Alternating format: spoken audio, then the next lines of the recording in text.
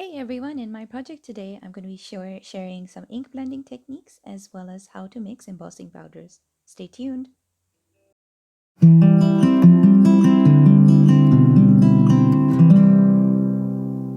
Hey everyone, welcome to my video. My name is Tania and today I am sharing a project which had a slightly disjointed start, so I do apologize.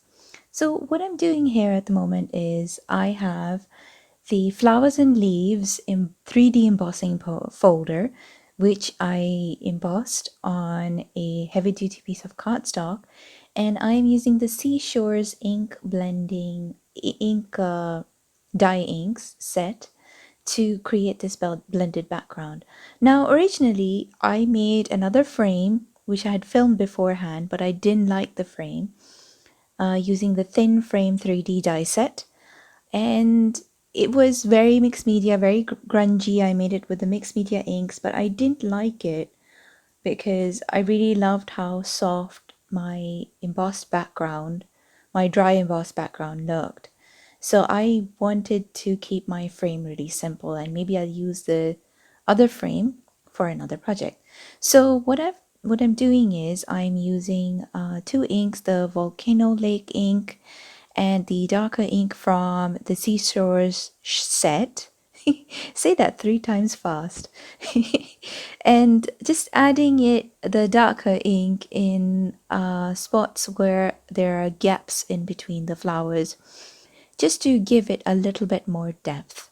And I'm using the small ink blending tools to just get into those smaller gaps. And I'm keeping my hand really light. I'm not pressing too hard, just keeping it very light in the beginning. And as soon as most of the ink has been deposited on, I'm going in with a slightly heavier hand to just put down some more ink. And as you can see, it really helps to bring out the texture of the embossing folder and make it look a lot more 3D.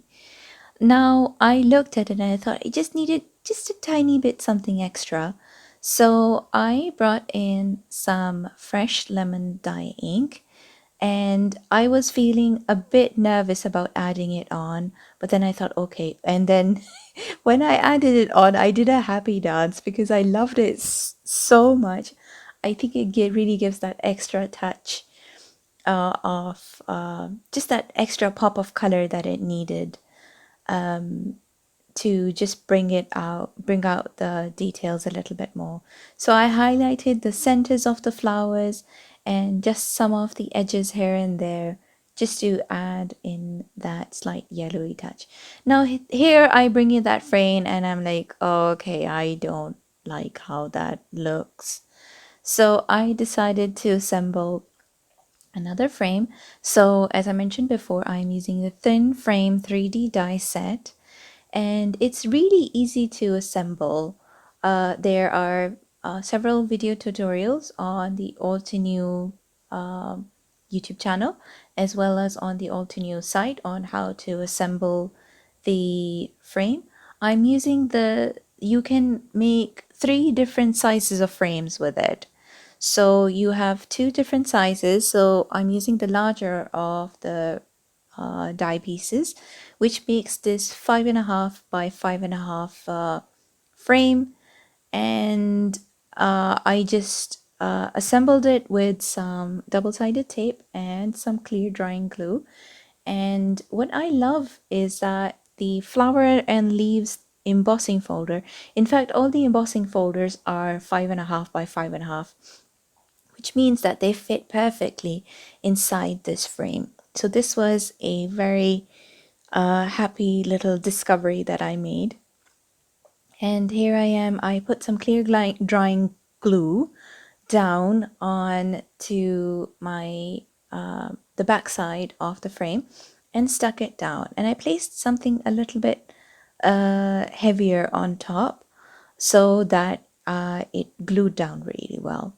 And next I am taking the script words 3 die, and I die cut the word welcome out 3 times using my Blossom mini die cutting machine.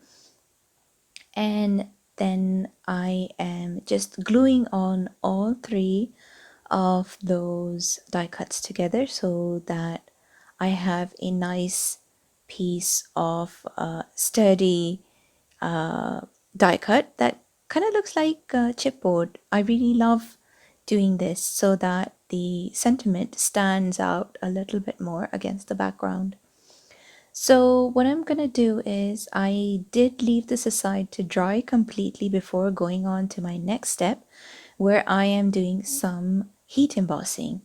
So I have stuck down my word die cut onto a thin strip of cardstock with a glue dot, and what I'm doing is I'm doing some blended embossing. So I am using the antique gold embossing powder and just sprinkling it on in a few spots here and there, and then really making sure that all the excess has come off. And I'm just using a scrap piece of paper to return the rest of the embossing powder back in. And then I am sprinkling bright white, the crisp white embossing powder all over the die cut, and then just melting it completely. Now the purpose of me using white is so that because my die cut is white as well, it helps me to blend the two embossing powders in together.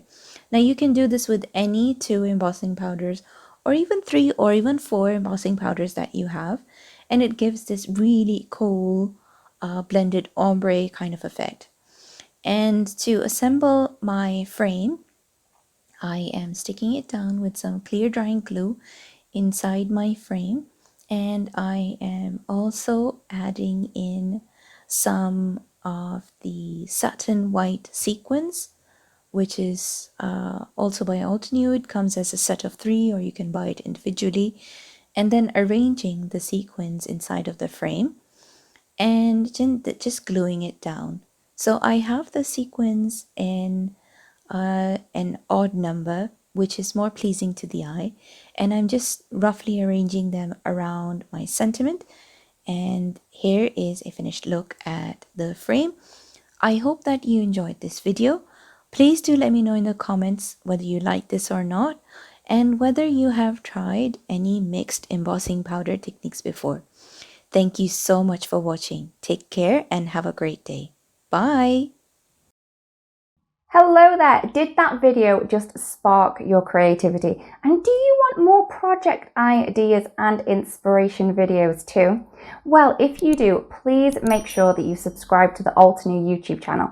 Also, make sure that you do click that notification bell so you don't miss a video. Thanks so much for watching. Bye bye!